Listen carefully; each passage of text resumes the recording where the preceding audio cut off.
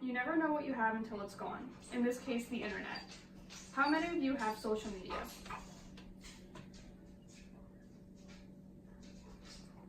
Okay, well, the internet as we know it is in trouble, and it's up to us as consumers to protect it.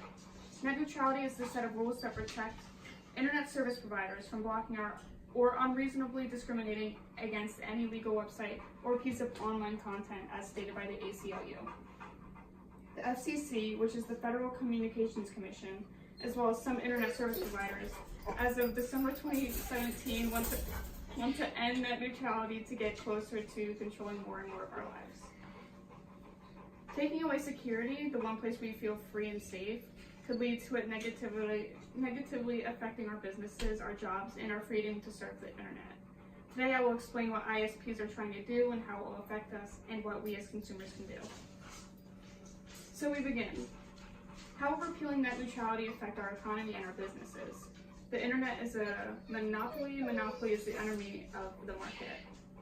This monopoly will push smaller businesses out of business, which will get rid of competition, and that's what makes our economy thrive. As of December 2016, more than 129 million Americans have only one option for a broadband internet service in their area. That's about 40% of the country. Of these 129 million, about 52 million are forced into obtaining the internet from known net neutrality violators. In total, just over 177 million Americans are stuck with one or more ISPs who have committed net neutrality violations. If you're not really understanding what I'm talking about as far as ISPs violating net neutrality rules, imagine this.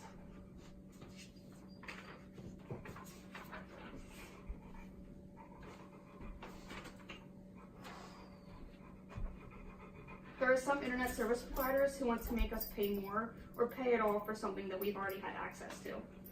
Repealing net neutrality could mean consumers could be charged more for their internet. Keep in mind the US pays more for their data and for their internet than anyone else in the world.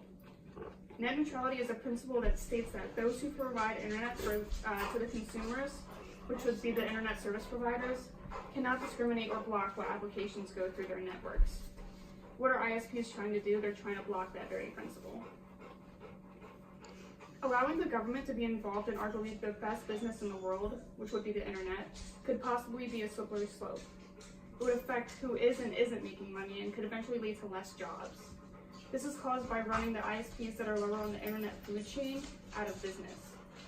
With how big the internet is in our lives, that could be hundreds and thousands of jobs for each company lost. Does anyone know about the massacre that happened in 1989 at the Tiananmen Square in China? I don't. Yeah. Well, Learn about it in yeah, many people in China that are under 40 don't know about it at all. The Chinese blocked all information of the event on the internet to protect themselves from looking bad. Because the internet is the main source of information and it's blocked, no one knows about it. No one knows about the event and their history. Picture this happening in America. It's possible. How are we supposed to progress as a society if we can't learn? The society can end up looking like China's, and we can end up walking around completely ignorant and oblivious to what's happening around us. And it's all because our government wants to hide. In our society, ignorance is a disease, and it becomes an epidemic. In America, our First Amendment rights keeps us from being controlled and lets us keep our individuality. As most citizens know, the First Amendment includes the freedom to speech and press. Many people use the internet as outlets for free speech and press, hence blogs, editorials, and simple social media platforms. Of course, there are exceptions, but these exceptions should be taken into consideration because the internet is so embedded into our society now, especially younger generations, that changing it now would create more problems than solving them. In many high schools and universities, internet access is crucial in their education and academic development. Our government is using loopholes and excuses to control us citizens as much as possible because they're becoming afraid of something. In a country where not many things are free, most of our country's population seems to find access to internet. It may no longer be the case soon. Taking away net neutrality would be taking away a place where everyone could be equal. almost a separate society. Sure, some people have more Instagram followers than others or more favorites on their tweets, but there will always be competition in America. The set of rules we have for the internet is something as we young Americans cannot afford to lose. Next time you're taking making a post on Snapchat or even doing research for a term paper, think about what it would be like if you didn't have the internet.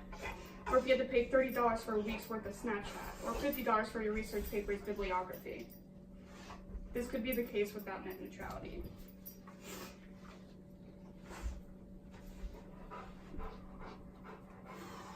Information is sacred. Join the battle.